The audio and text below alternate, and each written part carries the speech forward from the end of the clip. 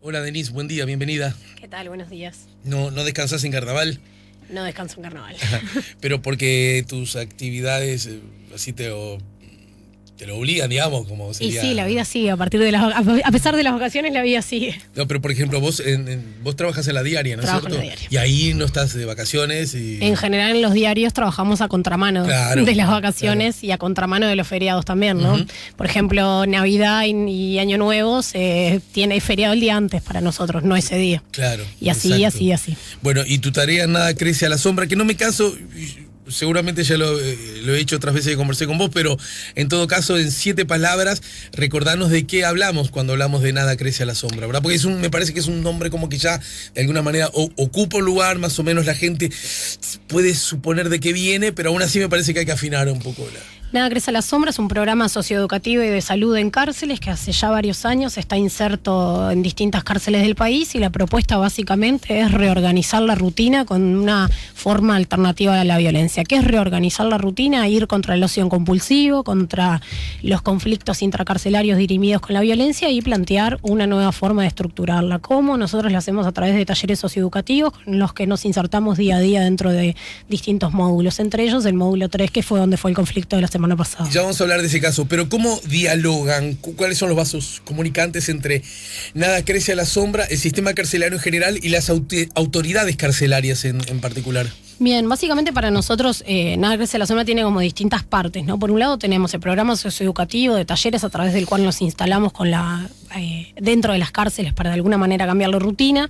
Por otro lado hacemos también cuestiones de investigación que tiene que ver, por ejemplo, ahora estamos haciendo un diagnóstico participativo en salud, que estamos recorriendo todas las cárceles del país. Por eso para mí estos 2 días en Montevideo son la gloria, porque el resto de los días ahora estamos en el norte del país. Y también una parte que tiene que ver con la incidencia política. Para nosotros la comunicación con el sistema político es muy importante, la comunicación tanto con las autoridades que tienen que ver con el sistema carcelario en sí mismo, como también todo el sistema político, porque las cárceles son una responsabilidad de todo el sistema político, y eso es algo que a algunos les cuesta bastante asumir. Pero, por ejemplo, el director de la cárcel X, llegan ustedes, sí, muchachos, nos estaba esperando, pará, ¿quiénes son ustedes? ¿Cambia la cosa según el director o hay algo que ya forma parte de una política, digamos, que se derrama superior, desde una mirada superior, que hace que el trabajo de ustedes se instale con colaboración, qué sé yo? Es una mezcla, ¿no? Por un lado, sí, claramente siendo una institución jerárquica hay una cuestión que se derrama que tiene que ver con que, bueno, llega una orden de entrada y se ingresa a los centros. Más allá de eso, en las cárceles en las que estamos insertos, que son la cárcel de mujeres y el CONCAR, trabajamos espalda con los 2 directores de la cárcel, tanto con Darwin Taró con la cárcel de mujeres como con Jorge Camargo en el CONCAR. Trabajamos desde los inicios de las gestiones de ambos, pensando también no solamente en lo que hacemos en el día a día, sino también en otros proyectos macro. En las cárceles del interior del país nos han recibido con muchísima apertura.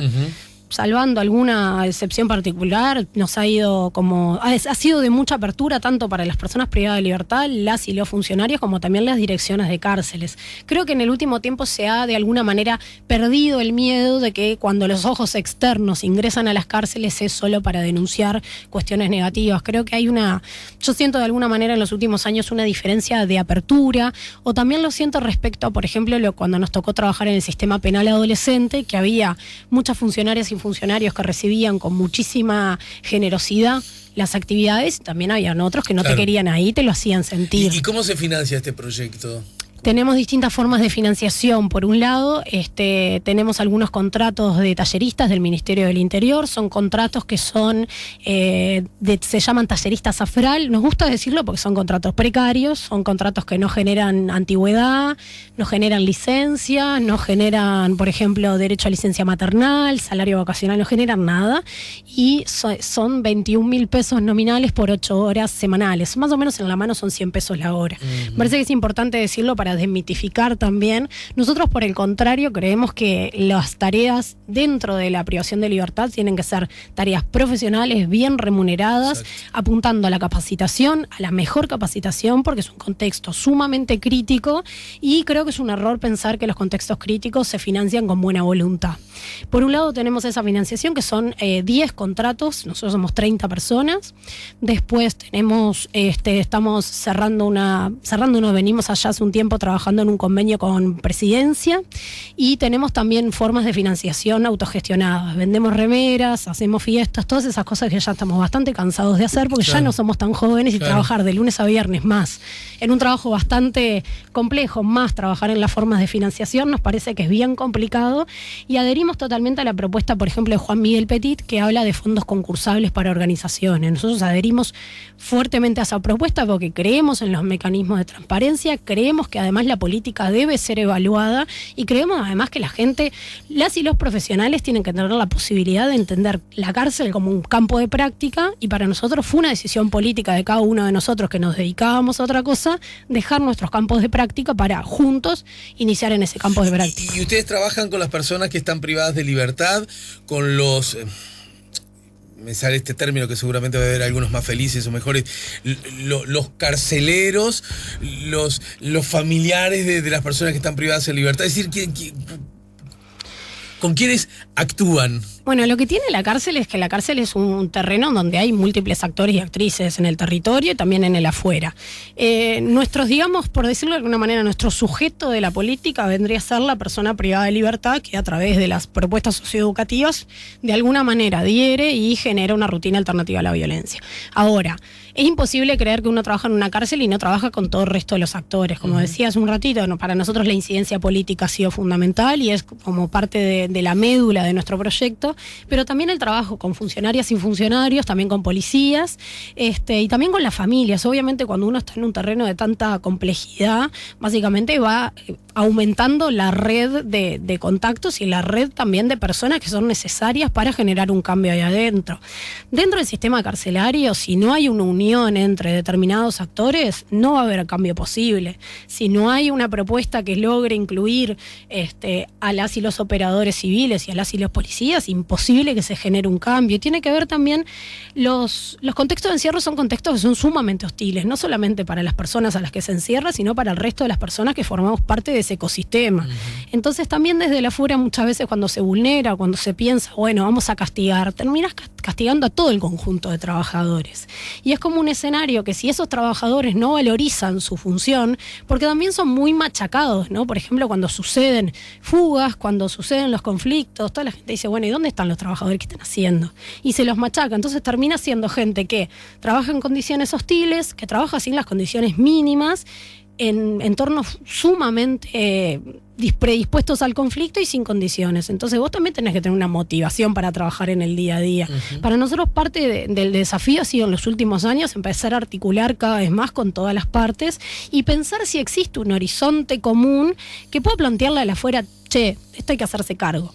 Y de alguna manera este momento de transición es un momento estratégico, es una oportunidad para pensar cómo hacemos una transición. Muy importante en esto, han habido, bueno, ya lo decías hoy respecto a la etapa de la diaria, de la nota que justamente me tocó editar, han habido algunos territorios que han quedado medio vacíos de transición. Me parece muy importante pensar en las transiciones responsables que puedan de alguna manera no poner en riesgo lo que pasa en el día a día y en particular en las cárceles poner en riesgo o generar determinadas tensiones en la transición. Es hasta peligroso, porque recordemos que los mecanismos de organización en las cárceles están, que es importante también transmitir de alguna manera responsabilidad, de alguna manera que las personas tengan claro, no solamente que las personas privadas de libertad tengan claro, sino también que las personas que trabajan tengan claro cuál va a ser su función, cuál va a ser su rol y qué garantías hay para el trabajo en el día a día, porque además hay una cuestión muy importante que es que a ningún gobierno le sirve que revienten las cárceles. Sí. Entonces, ojo con los mensajes políticos, ojo con lo que se dice en el afuera, porque el adentro también escucha, el adentro consume los medios y el adentro consume algo que es muy peligroso, que es el rumor. La teoría del rumor dentro de las cárceles y dentro de todo contexto de encierro es brutalmente peligroso. Entonces vaya si habrá que tener cuidado con los mensajes políticos. Y en ese sentido, bueno, hoy recién aludiste a la nota que es principal de portada en foto y título. La directora del Instituto Nacional de Mujeres habla de logros, tareas pendientes y discrepancias con los propósitos del futuro gobierno, y la frase textual que oficia como título principal es: no hemos iniciado el proceso de transición. Bueno, y estamos a una semana, ¿no?, del cambio de gobierno. Lo que en sí mismo cualquiera puede entender esto. Bueno, primero lo obvio, que es la mirada que tiene la aún directora del Instituto Nacional de Mujeres, pero en todo caso que algo todavía no se ha iniciado, por lo tanto se puede decir que no va a ocurrir, porque si no se inició y estamos una semana, es también una opción, una lectura, una decisión política, ¿no? Pero más allá de eso, en el plano justamente del sistema carcelario, ¿dónde estamos parados según la mirada de ustedes en cuanto a la transición? ¿Y cuáles son las cosas que uno puede suponer que se mantendrán más o menos iguales? ¿Cuáles, según ustedes, lamentablemente podría correrse el riesgo de que se pudiesen perder? ¿O cuáles, sin embargo, lucen como miradas, provocan miradas optimistas acerca del futuro? Creo que hay varios escenarios de cara a la transición. Por un lado, la Rañaga ha expresado que es un tema que le preocupa y que de alguna manera el INR debería dar un giro importante. Eso hay que ver hacia dónde es el giro. Porque también hay que ver hacia dónde es el giro, si es un mensaje para la tribuna de alguna manera o si efectivamente es un giro basado en lo técnico, basado en el estudio y no solo basado en el mensaje que nosotros deberíamos darle a la sociedad. Viene muy de la mano esta idea de, por ejemplo, se acabó el recreo, estas frases, estas casi celebraciones que generan miedo y violencia que de alguna manera repercuten muy fuertemente en el afuera y que el afuera las avala y las apoya. De nuevo, guarda con esos mensajes políticos para la adentro, guarda con creer que la seguridad va a cambiar el 2 de marzo, porque ahí también me aburriría muchísimo en unos meses de estar en una entrevista hablando de la herencia maldita y de otras cuestiones que, tal como viene dado el camino, un poco lo hablábamos fuera del aire, no es que las cosas van a cambiar demasiado una vez que nos despertemos el lunes que viene en una semana. A nivel de lo que es el INR, la gestión a nivel del INR ha sido muy difícil, si no, no hubiera habido 7 directores en 8 años. Ana Juanche es la única directora que aún una semana va a terminar su gestión de alguna manera sin irse por la puerta de atrás, yéndose por una transición de gobierno. Luis Mendoza ya estuvo en la dirección del INR, se fue hace algunos años, ahora vuelve, sabemos que está recorriendo algunas cárceles, que ya recorrió también parte del país, ahí es muy importante visualizar las experiencias del interior del país, que son bien distintas a la de la zona metropolitana, mucho más permeables a propuestas que tengan que ver con alternativas a la violencia. Habrá que ver cuál es su propuesta, habrá que ver también qué tan ciertas son algunas aseveraciones que se han hecho acerca del rol de los operadores penitenciarios. Recordemos que sí, las cárceles están muy mal y no hace falta buscar registro para decir que las cárceles están muy mal, en particular las de la zona metropolitana, a diferencia acá de nuevo las del interior del país, menos Rivera, Paysandú y Soriano. Y Maldonado parcialmente. Que esas sí están mal, digamos. Están complicadas, sí. Algunas son cárceles de gran tamaño, cárceles de mayores niveles de violencia. Creo que si bien han habido muchísimas cosas que han estado muy, muy mal y a la vista está de los resultados de lo que son las cárceles hoy, sí han habido algunas cuestiones interesantes asociadas a la reforma penitenciaria. Por ejemplo, la incorporación del personal civil dentro de las cárceles, hasta lo que fue la ley de humanización de cárceles posterior a la crisis carcelaria. Las personas, los civiles, no tenían mucho que ver con las cárceles. A partir de ahí se genera la imagen del operador penitenciario, eso genera que en realidad deberíamos hablar mucho más de operadoras penitenciarias, porque son muchas más mujeres que varones, generación tras generación aumenta cada vez más el número de mujeres y eso generó la feminización de la fuerza del trabajo. También se redujo el hacinamiento de 160%, pasó a 105%, cuando el máximo aceptado por Naciones Unidas es 110%.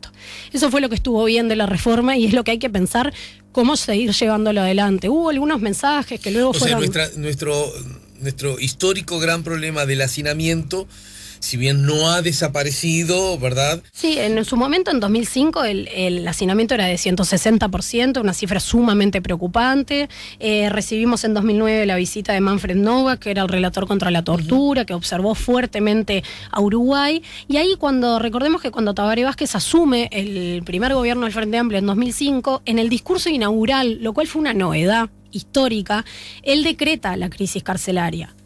Pasan 5 años recién para que pase algo distinto en las cárceles, pero de alguna manera se reconoce el problema. Creo que de alguna manera Luis Lacalle Pou debería ser casi que lo mismo, con algunas cárceles en particular. No tenemos que hablar de todo un colapso del sistema carcelario, porque sería no reconocer el trabajo de muchísima gente que trata de sacar día a día a las cárceles y que había una política penitenciaria que tiene una matriz específica que apunta de alguna manera que cambie la rutina del día a día de las cárceles. ¿Eso es viable? Y está difícil que sea viable como están dadas las cosas cuando tenemos casi 12.000 presos, cuando la mitad de la población carcelaria está en enormes centros, cuando más allá de la unidad 1 Punta de Rieles, que es una unidad que está muy poco recomendada y que no tiene nada que ver con lo que parece un mecanismo de rehabilitación acorde, no han habido mayores inversiones dentro del sistema. Entonces hay que pensar para adelante, primero, cuál va a ser ¿De cuál de Punta de Rieles? Porque, la nueva. Ajá. La vieja es un ejemplo de pequeña cárcel. Curiosamente, la nueva es la de peores condiciones, ¿no? La nueva que sostiene un perimido régimen penitenciario. Básicamente que siempre se supo. Las grandes cárceles, sin espacios para generar lugares que tengan que ver con el trabajo, con altísimos niveles de encierro, con el uso uniforme también, con muchísimas cosas que tienen que ver con un sistema importado. Porque están obligados a usar uniforme. Sí, el uniforme es obligatorio. Es un modelo. Y tú dices que eso que ya no... A ver, es una discusión, así hay muchísimas discusiones que uno las piensa como abstractas y dice, bueno, capaz que no está tan mal que es un uniforme. Bueno, pensemos un poquito más de qué significa para una persona privada de libertad usar un uniforme. Tiene que ver con el mecanismo de identificación. Si yo a vos te digo, sos un preso, y vos te desidentifico totalmente, te desidentifico de tu ropa, de tu sistema de simbolismo también, porque las personas a la hora que nos vestimos y que adoptamos determinados comportamientos estéticos, también tenemos simbolismos. Uh-huh. Si yo te despojo de todo eso y yo te pongo un uniforme, lo que te digo, vos sos un preso. Y esto tiene que ver con lo que vos vas a hacer acá adentro. Todo esto, lo que hace la cárcel básicamente es generar mecanismos de desidentificación. Vos primero sos preso, después sos persona, y capaz que en algún momento tuviste una habilidad o fuiste algo para alguien. El desafío del sistema es invertir esa relación. Primero vos sos persona, después vos sos algo para alguien, ¿no? Tenés algo que hacer o le podés aportar a la sociedad, trabajo básicamente, o algo que genere una ganancia y un beneficio para vos mismo. Y en tercer lugar, estás transitoriamente privado de libertad. Todos los mecanismos que tengan que ver con someter a las personas son contrarias a ese interés que tiene que la gente se trate de alguna manera, encajar en un lugar que tenga que ver con una alternativa al delito. Así lo mismo con otros planteos que tiene la cárcel. Creo que es muy importante que el gobierno entrante reconozca todo lo que está mal, que es muchísimo, pero que también se reconozcan algunas iniciativas que son súper interesantes y que han logrado cambiar las estrategias dentro de la privación de libertad. En particular me refiero a determinadas cárceles del interior, como ser Colonia, Florida, Salto, Artigas, esas cárceles que tienen otro modelo, también Punta de Rieles Viejo, que bueno, Luis Parodi sigue adelante en su gestión, y tratar de avanzar hacia esos modelos. Y lo esperable sería que... Pero a ver, por ejemplo, en esas, ¿no? Que vos señalás, ojo, está muy caliente el mate, que vos señalás como que las cosas funcionan en forma que podríamos decir más o menos satisfactoria, ¿sí? ¿Qué es lo que ocurre? Las personas que están allí usan uniforme, tienen celular, porque yo veo que se insiste mucho en eso, trabajan o no trabajan. Yo veo que también se ha instalado la idea de que en las cárceles los que mandan no son los que deberían mandar, ¿no? En fin, ¿dónde estamos parados con relación? Porque no quiero centrarnos en lo que ocurrió hace una semana y poco en el módulo 3 del Comcar, más tampoco quiero desconocerlo, porque además me parece que sería un error, digamos, periodístico de comunicación. Bueno, para hablar de estos temas, volvemos luego de la pausa, ¿sí?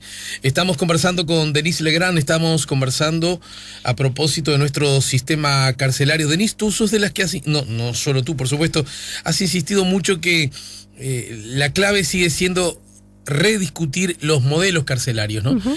Y sobre este asunto me gustaría también que nos ilustres un poco más porque las personas no saben, y si me apuras hasta te diría que está bien, no tienen por qué saber acerca de modelos de cárceles, ¿no? El asunto es de qué modelos de cárceles estamos hablando cuando, por ejemplo, tú y otros sostienen que el mayoritario en Uruguay, o el que hasta hace un tiempo se consideraba como el único vigente, ya está perimido, no es satisfactorio y peor aún, ocasiona más problemas de los que resuelve, ¿no? Todo eso luego de la pausa. Estamos con Denise Legrand, estamos poniendo La Mañana en Camino, estamos en el 98.7. Preguntas, comentarios, opiniones, ya lo saben, las pueden enviar a través de nuestro WhatsApp o SMS 099-894-987. También a través de nuestra página Facebook, La Mañana en Camino. Estamos con Denise Legrand, estamos conversando a propósito de lo que ocurrió en la cárcel. ¿Me podés cantar en pocas palabras? Sé que es un ejercicio difícil. ¿Qué fue lo que ocurrió ¿cuánto hace ya? 10 días, ¿no? El miércoles pasado. Mira, ni siquiera 10 días. Ya nos olvidamos como de todas las cosas. Ni siquiera 10 días, qué brutal la dinámica de los hechos. Lo tenía asociado más atrás en el tiempo, que además el primerísimo saldo que obviamente impacta y luce como un hecho trágico es que hay personas que mueren, ¿verdad? En este caso fueron 3 personas, pero en todo caso a mí me gustaría, más allá del hecho en sí mismo, porque te he escuchado muchos medios hablando, que nos des algunas pautas de por qué ocurre lo que ocurrió. La situación del miércoles pasado fue una situación cotidiana. La diferencia o la novedad fue básicamente que el resultado fue de tres muertes, algunos heridos graves y un traslado al SENAC en particular después de un incendio. Pero en realidad no fue una situación demasiado alternativa a lo que es la rutina en particular de los grandes centros de privación de libertad y en particular del CONCAR, que es un lugar donde los conflictos armados están a la orden del día, que suceden cotidianamente y que forman parte de la rutina. Básicamente nosotros estábamos en el lugar, justo no estábamos dentro del módulo 3 como estábamos todos los días, porque estábamos haciendo la intervención de la fachada y del interior de algunos murales que estamos dentro de un plan de urbanización en conjunto con la dirección del CONCAR. Entonces nos tocó estar de ese otro lado de afuera del módulo, básicamente por una cuestión del azar. Pero sí vivimos la situación de llegar desde muy temprano en la mañana, irnos muy tarde ese día y estar trabajando con cuadrillas de personas privadas de libertad del módulo 3 y empezar a recibir las noticias. Básicamente, el famoso término, un lío entre reclusos. Sí, fue un conflicto como los que hay todos los días. Hubo un conflicto en el que primero es asesinada una persona del módulo 10, luego son asesinadas en distintos conflictos 2 personas del módulo 3. Sucede un incendio en horas de la tarde, que creo que es muy importante ahí también destacar lo que fue la actitud de las y los trabajadores, tanto civiles como policías, que junto a las personas privadas de libertad tomaron la decisión de ingresar durante el incendio, de ingresar a un sector que estaba con muchísimo humo. De hecho muchos estuvieron intoxicados y rompieron los candados de la celda para sacar a las personas del lugar. Hubieran probablemente muerto esas personas. Estaríamos hablando de una tragedia de lo que como fue el incendio de la cárcel de Rocha hace algunos años. Creo que hay que destacar lo que es la labor de las personas que están ahí en el día a día, lo que es trabajar y poner el cuerpo en lugares sumamente hostiles. Dijiste que son las personas que trabajan, pero también dijiste reclusos. Sí. O sea que debo imaginar que en algún momento hubo una tarea mancomunada y unidireccional de 2 personas que se supone que cumplen roles distintos, ¿no? Sí, a ver, uno piensa que es un día a día, ¿no? Las personas privadas de libertad coexisten con los funcionarios civiles y policiales y una vez se cree que, claro, que hay una hostilidad en demasía entre las personas que viven en el día a día y eso no es así.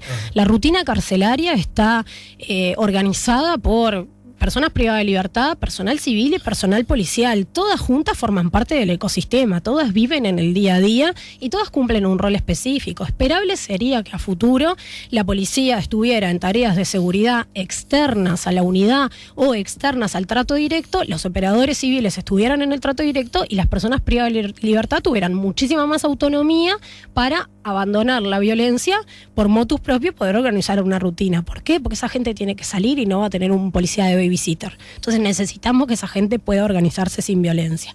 Ahora, en el día a día, forman parte de la cotidianidad, trabajan en conjunto y en el caso cuando hay una situación de crisis tan grande como es un incendio que pone en riesgo la vida, no solamente las personas que están dentro de la celda, sino las personas que están también en el afuera. Recordemos, en el módulo 3 hay unas 500 personas. Un incendio puede ser una cuestión muy, muy preocupante y muy conflictiva para el lugar. Se tomó la decisión colectiva de romper los candados y poder sacar a las personas. Eso creo que hoy de alguna manera salvado algunas vidas, que estaríamos hablando de otra cosa. Hay una persona que fue trasladada grave al SENACE por quemadura de las vías aéreas, una persona que habrá que ver su evolución. Creo que tiene que ver también con las dificultades que hay. Una persona privada de libertad, sí, que tuvo quemadura de vías aéreas, que fue otro de los lesionados de ese día. Ese día, además de los 3 fallecidos, hubo algunos lesionados graves, entre ellos esta persona. Y creo que lo que hubo particularmente es también una construcción de una situación de crisis que sí, ojo, obviamente murieron 3 personas, fueron conflictos muy complicados. Seguro que a nosotros nos tocó estar ahí cuando llegaron las 3 familias. Es una situación bien compleja, muy dolorosa, pero no es la batalla campal que se planteaba desde la afuera, que en un momento nosotros estábamos en un lugar y llegaron 30 familias desesperadas para saber cuál era el estado de las personas recluidas.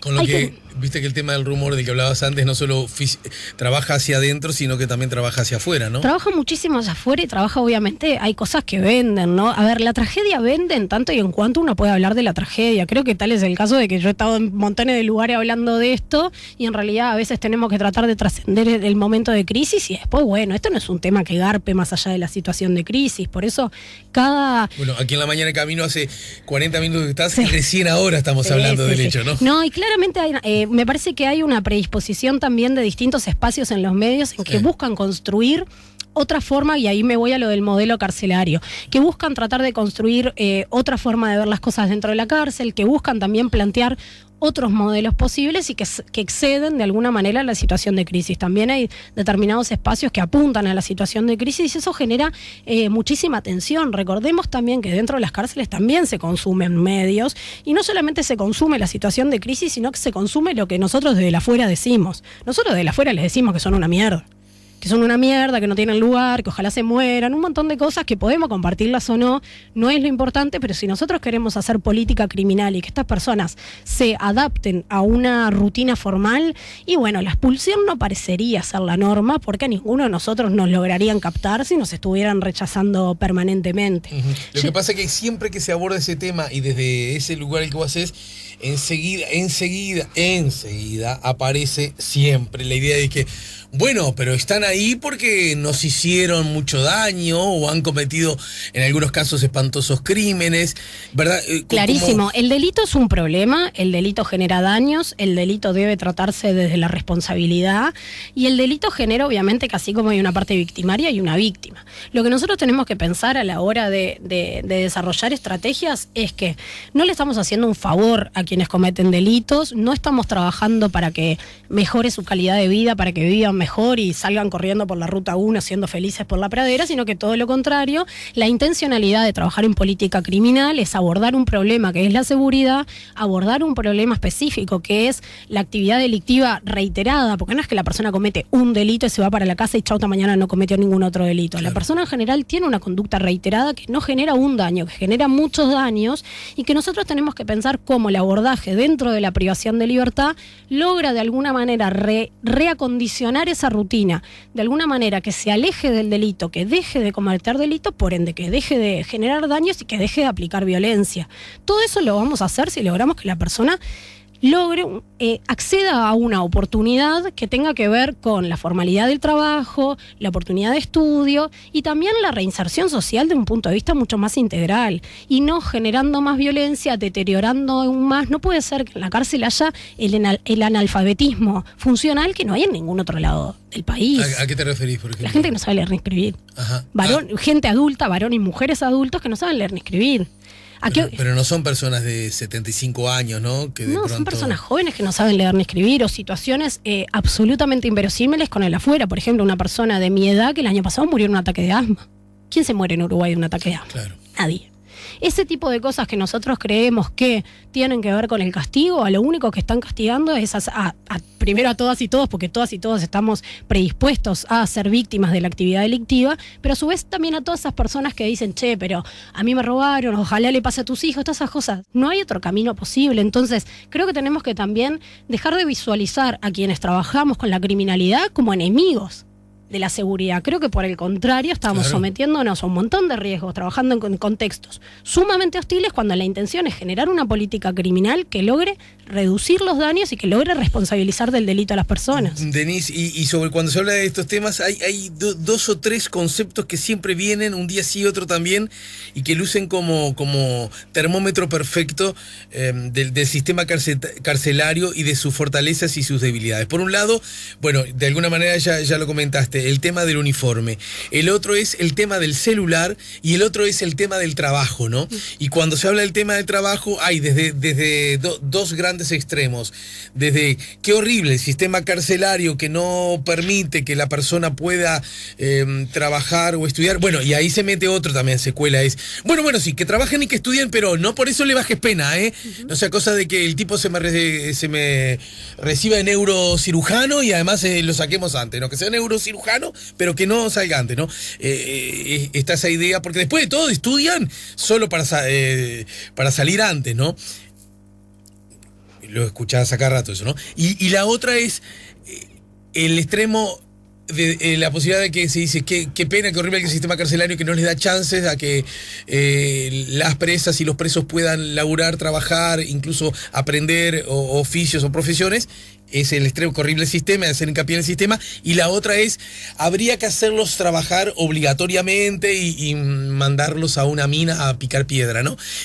Estoy deliberadamente poniendo dos extremos. ¿Dónde nos paramos con esos temas? Celulares, trabajo, uniforme.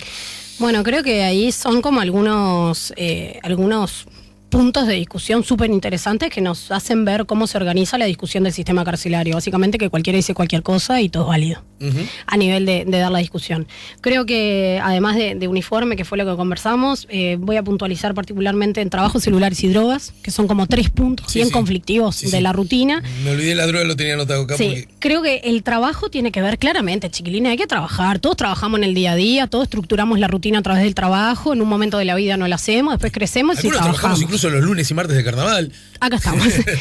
Creo que básicamente tiene que ver una cuestión, una cifra que a mí me sorprendió mucho, de un estudio de Luis Eduardo Moraz que analizaba lo que era la población carcelaria privada de libertad. Luis Eduardo Moraz, el sociólogo que estudia mucho estos temas de criminalidad, en particular asociados a la adolescencia. En su momento Luis Eduardo planteaba que 7 de cada 10 adolescentes que estaban privados de libertad en INISA habían tenido su primer vínculo con la ilegalidad a través del trabajo. Y eso creo que ya es un dato. Muchas veces pensamos que las personas privadas de libertad no han tenido un recorrido de trayectoria laboral, y sí lo han tenido. El problema es que ese recorrido ha sido informal, precario y a su vez posiblemente ilegal. ¿Por qué? Porque entre otras cosas los adolescentes empiezan a trabajar cuando ni siquiera es legal el trabajo. Eso como punto de partida. Si nosotros extrapolamos esa trayectoria que inicia en la ilegalidad en el afuera y la llevamos al adentro ya con un varón adulto, por decirlo de alguna manera, y digo un varón porque es el 95% del sistema penal son varones, las mujeres están invisibilizadas totalmente dentro del sistema, las cárceles no están hechas para mujeres, y desde ese lugar creo que también tenemos que pensar que las mujeres privadas de libertad igual son inmensamente minoritarias, son, ¿no? 5% de la población, pero a su vez las estructuras de las cárceles, cuando nosotros hablamos de cárceles femeninas, no son femeninas, las cárceles no están feminizadas nunca. Tienen mujeres adentro. Tienen mujeres adentro, pero son cárceles masculinizadas. Entonces voy a hablar en particular de las trayectorias masculinas. Si el trabajo dentro de la cárcel nosotros lo pensamos como un mecanismo de castigo que está asociado a la ilegalidad, a la informalidad, a no tener ningún tipo de derecho laboral, a no tener ningún tipo de capacidad de sindicalización, a trabajar no por una paga. Recordemos que lo que más se paga dentro del sistema de privación de libertad, que es el peculio, es la mitad del salario mínimo. Y esa mitad del salario mínimo se divide en 3 partes. En un fondo que va para la atención de víctimas del delito, en una parte que se llama saldo indisponible, que se lo guardan para cuando la persona sale en sociedad, sale en libertad, y una tercera parte que es la que puede acceder. Estamos hablando de 2.700 pesos.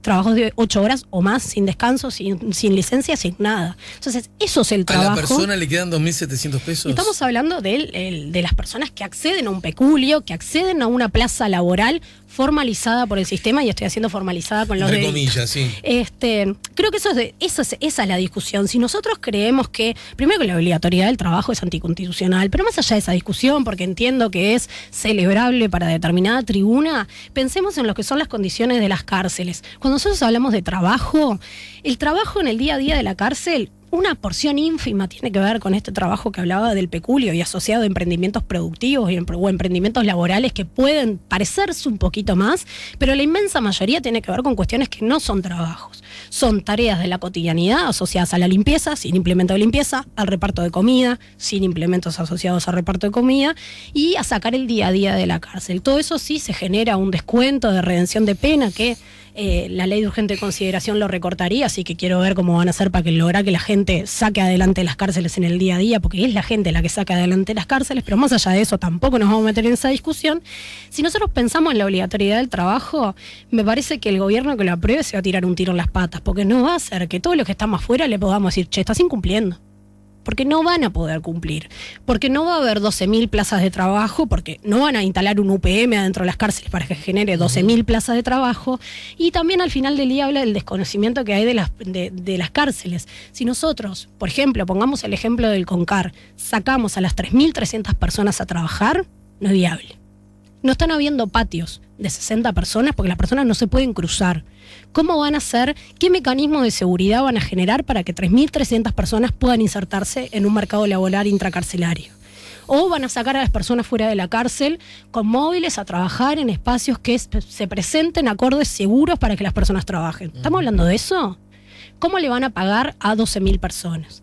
¿Qué derechos van a tener? Pero entonces que no es algo que puede alguna vez ocurrir, entonces a mí me parece hay que sacárselo con peine fino. Me parece que es una discusión que tiene que ver con que yo planteo un titular. Es muy rentable, a ver, los que trabajamos en comunicación sabemos, claro. Es súper rentable decir trabajo obligatorio para los presos, y más todavía trabajo obligatorio para los pichis, que es lo que de fondo subyace a esa expresión, y no es viable. Todo bien, chiquilines, con los discursos para la tribuna, pero todo eso no es viable. Entonces tenemos que empezar a pensar la discusión, invertirla y no partir de la base que las personas no quieren trabajar. Las personas están... las plazas laborales están subrepresentadas respecto a la disposición de trabajo que hay. Las personas día a día llenan solicitudes para trabajar. Hay algunas cárceles que, por ejemplo, la cárcel de Río Negro. La cárcel de Río Negro es una cárcel que queda sobre una ruta, que no tiene rejas y que las personas acceden a un mercadito laboral que hay dentro de la cárcel que hace que día a día las rutinas se organicen a través de una forma alternativa de la violencia. Todos trabajan, todos tienen una rutina, todos tienen vínculos colectivos que tienen que ver con la organización del trabajo. ¿Eso lo decretó la obligatoriedad del trabajo? No, lo decretó el organizarse en un modelo carcelario que plantea otro tipo de posibilidades. Lo mismo con otras cárceles que plantean un modelo alternativo a la violencia, como es el caso de Punta de Rieles. Breve paréntesis, cuando se habla justamente de los modelos y de ese tipo de ejemplos, también se dice, pero no se dice que, por ejemplo, esos presos que están ahí en esas cárceles están presos por delitos menores. Que no es cierto. Las personas no son tan agresivas. Que no es cierto. No es cierto eso. No es cierto. La clasificación del delito, según las cárceles, no tiene que ver con el delito cometido. Hay algunas cárceles específicas o hay algunos delitos que plantean, sí, determinados mecanismos de seguridad. Básicamente, los delitos sexuales, los delitos de género, los delitos de resonante connotación pública. Esos delitos, de alguna manera, están aislados. El resto de los delitos tienen que ver con la conducta que tienen las personas dentro de la privación de libertad, que no tiene que ver con el delito que cometieron. Nosotros podemos tener una persona privada de libertad por receptación, que podríamos decir que es un delito que no ofende la vida, no genera violencia directa, porque todo delito genera violencia, y que esa persona dentro de la privación de libertad tenga una trayectoria carcelaria lo suficientemente compleja como para terminar en el penal de libertad. Y podemos tener un homicidio, que podríamos decir que atenta claramente contra la vida, podemos tener un homicidio especialmente agravado que termine a través de su conducta en la cárcel de Río Negro. La clasificación del delito no tiene que ver con el delito cometido, porque no, o sea, más allá de que en un principio de la trayectoria delictiva, porque existe la progresividad en el sistema. Y a su vez también no tiene que ver con lo que sucede una vez que se comete el delito en el afuera, sino cómo la persona atraviesa el adentro. Y en esto de modelos carcelarios me voy al otro punto que decía, que para mí la discusión sobre celulares es la discusión que atraviesa y que de alguna manera nos permite graficar qué modelo carcelario queremos tener. Por un lado decimos, bueno, los celulares no, porque van a cometer delitos, porque no está permitido, porque ¿por qué van a estar en contacto? Sí. Todo lo que sabemos. Bueno, bárbaro. Y la otra cosa es que se dice que con el celular siguen cometiendo delitos u organizándolo desde dentro, ¿no? Los celulares existen. tenemos 11.800 personas privadas de libertad, de las cuales la inmensa mayoría tiene teléfonos celulares. ¿Cómo se adquieren a través de esos celulares? A través del mercado ilegal. El mercado ilegal genera tranza, genera corrupción, genera que haya una requisa, que desaparezcan los celulares de la celda y al otro día esos celulares se estén rolando en otro lado. Eso no solamente genera el conflicto asociado a quienes realizan la requisa, sino también a quien era el destinatario anterior de ese celular. Genera un altísimo... Pero si una requisa junta celulares y después estos celulares forman parte de vuelta de ese circuito negro, es que de alguna manera el señor que requisa forma parte del asunto, ¿no? Hay un sistema de corrupción que está instalado, de hecho, si no o sea, el narcotráfico dentro de las cárceles, el sistema de corrupción de celulares, la corrupción asociada a los celulares y la corrupción asociada a un montón de cuestiones. Esas cosas existen. Pongamos que está la discusión de lo utilizan para cometer delitos, Sí. Lo utilizan hoy para cometer delitos, o sea, tacha con tacha, no acumula a nivel argumental. Si nosotros pensamos en la regulación de los celulares y pensamos que, así como en algún momento de la historia, los teléfonos públicos eran los que usaba la gente, entonces se incorporaron los teléfonos públicos a la cárcel, 2020 la gente usa teléfonos celulares, bueno, regulemos los teléfonos celulares, sepamos qué números de quién, a quién está encripto, que ese número no sea transferible, que ese chip, que ese email de celular no sea transferible. Veamos qué efecto genera, porque nosotros siempre lo vemos desde lo negativo, que tiene que ver con van a ser una macroorganización delictiva con los celulares. Eso si quieren lo hacen ahora porque no está regulado. Entonces, pensemos cómo los celulares, por ejemplo, podrían servir para disminuir los conflictos, para disminuir las tensiones, para mantener el vínculo con el afuera asociado a cuestiones positivas. Por ejemplo, a la crianza. Hay 15.000 niñas y niños en Uruguay que tienen madres o padres en situación de privación de libertad. ¿Cómo esas niñas y niños se comunican con sus padres? ¿Qué tan violenta es esa comunicación? Y finalmente, si nosotros tenemos tecnología para intervenir los teléfonos, si nosotros regulamos los teléfonos, ¿no es mucho más fácil intervenir los teléfonos? Porque hoy en día, si la justicia quiere intervenir, dar una orden judicial para que se intervengan los teléfonos, ¿cómo lo hace? Está reconociendo que hay teléfonos ilegales. ¿Cómo lo hace? ¿Qué mecanismos tiene? En cambio, si nosotros tuviéramos mecanismos regulatorios como todas las economías, bueno, deberíamos pensar en eso. Eso es un modelo carcelario que asume que hay una realidad existente acorde a 2020 y la regula. Y no pensemos que hay cárceles que ya lo tienen regulado. La cárcel de Río Negro tiene permitidos los teléfonos celulares, Punta de Rieles tienen permitidos, otras cárceles del interior también lo tienen, y oh casualidad, son las cárceles que no presentan letalidad, Claro. que no presentan fugas. Por ejemplo, de nuevo, la cárcel de Río Negro está sobre una ruta y no hay fugas. La cárcel de Salto tiene mecanismos de salida muy fáciles. Pero esas y no hay personas, además, fugas. me aclarás que no están privadas de libertad porque robaron un chicle. De pronto cometieron delitos pesados, me estás Sí, diciendo. la clasificación del delito, de nuevo, no tiene que ver con eso. Y creo que finalmente el punto estructurante que debemos dar una discusión tiene que ver con la política de drogas dentro de la cárcel. Bueno. En la cárcel hay consumo problemático masivo. Ana Juanche, la directora del INR, hablaba de que hay 8.000 personas. 8.000. 8.000 Y hay de 12.000 personas sí. privadas de libertad. Ese fue una cifra que salió en una conversación en la Facultad de Ciencias Sociales, en un conversatorio. Creo que tenemos que pensar que sí, lo que no tenemos es terapia de sustitución, programas de tratamiento, pero sí tenemos narcotráfico. Entonces, estamos avalando un sistema que tiene narcotráfico en el día a día, pero no estamos avalando las consecuencias de ese mercado ilegal. Ahora, ojo con creer que mañana van a apretar y van a cerrar la canilla de la entrada de drogas. Primero, que no se logra en el afuera, no se logra en el mundo, y que la guerra contra las drogas no funcionó en ningún lado. Ahora, pensemos que se va a apretar las cárceles, vamos a tener 8.000 personas que van a estar con abstinencia. ¿Cómo vamos a hacer para regular eso cuando, por ejemplo, en Concar no hay un psiquiatra fijo, cuando hay otras adicciones que están generadas por los psicofármacos, las benzodiazepinas, y cuando el psiquiatra que hay va 2 veces por semana, 2 horas, 2 lunes al mes? Pero un individuo que ahora está preso y que tiene problemas, un vínculo patológico con cualquier tipo de droga, ¿tiene un lugar o un mecanismo o una puerta a la que golpear para atenderse? Si yo quiero cortar con esto, salir de esto. Hay algunos programas incipientes de salud mental de ACE que claramente no logran abordar a toda la población. Hoy en día la población carcelaria está bastante, o sea, no hay programas acordes que logran acceder a la mayoría de la población, que logren además también comprender algunos temas básicos como la recaída, como la rutina, porque por ejemplo cuando uno ingresa a un programa asociado a la rehabilitación del uso problemático de sustancias, a una persona se le dice, bueno, te saco esto, pero te genera una rutina que te hace pensar en otra cosa, que te involucra con tus afectos, que te genera mecanismo de contención. No es lo mismo un tratamiento de uso problemático de sustancias en el afuera, con determinadas redes continentes, que en el adentro, cuando vos te estás encerrado en una celda, viendo cómo circulan un montón de cosas, y cuando vos no tenés forma de plantearte una alternativa. Entonces estamos con un problema bastante fuerte de cómo pensamos estas cosas, y de nuevo, siempre desde el afuera lo que decimos, bueno, vamos a cortar. Vamos a terminar el recreo. Te despido por hoy, Denise. El Uruguay, sin embargo, desde hace ya unos, ayúdame, son más de 10 años, pero menos de 15, tiene un comisionado parlamentario del sistema carcelario. Y esa figura, más allá de las, bueno, hasta ahora han sido 2 personas nada más, sí. Esa figura es una buena noticia, ¿verdad? Porque, bueno, vos sos de las que insistís, y confieso que yo también admito esa lectura de que es la política la que manda en este asunto. Además tenemos un sistema político que nadie puede sacar la pata del lazo, ¿no? El sistema político en general ha fracasado en este tema, en el que unánimemente se reconoce las enormes fragilidades que tenemos. Tener un comisionado parlamentario justamente de estos temas que oficie como vaso comunicante, que además que nos dé garantías de una mirada técnica, pero a su vez también política, me parece que es algo bueno.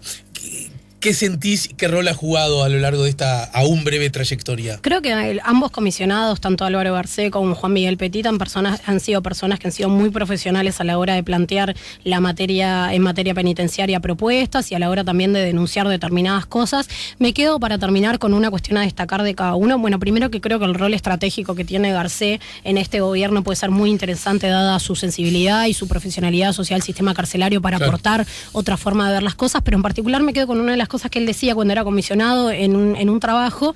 Él planteaba que la población carcelaria se divide en 3. En un extremo hay un 10% que son personas que tienen 10 o más antecedentes, y esas personas difícilmente puedan salir de la cárcel.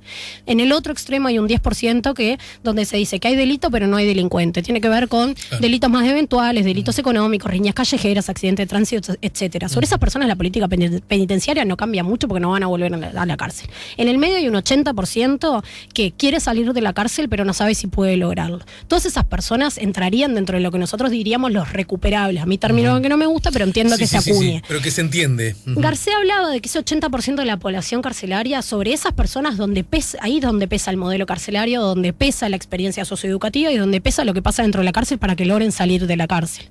Eso me parece como importante destacar de García. Y de Juan Miguel Petit, además del trabajo incansable que ha hecho, de hecho el miércoles fue uno de los primeros que se presentó en el lugar para ver qué es lo que estaba sucediendo, y siempre ha escuchado las propuestas.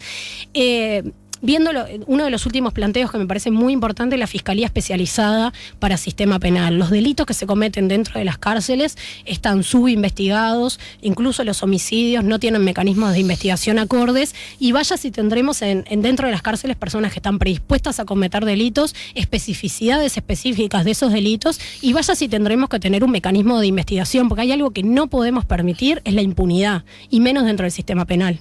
Bien, a la periodista Denise Legrand, integrante de la organización Nada Crece a la Sombra, gracias por el tiempo, y la seguimos más temprano que tarde, ¿sí? Muchas gracias. Ya volvemos con La Mañana en Camino.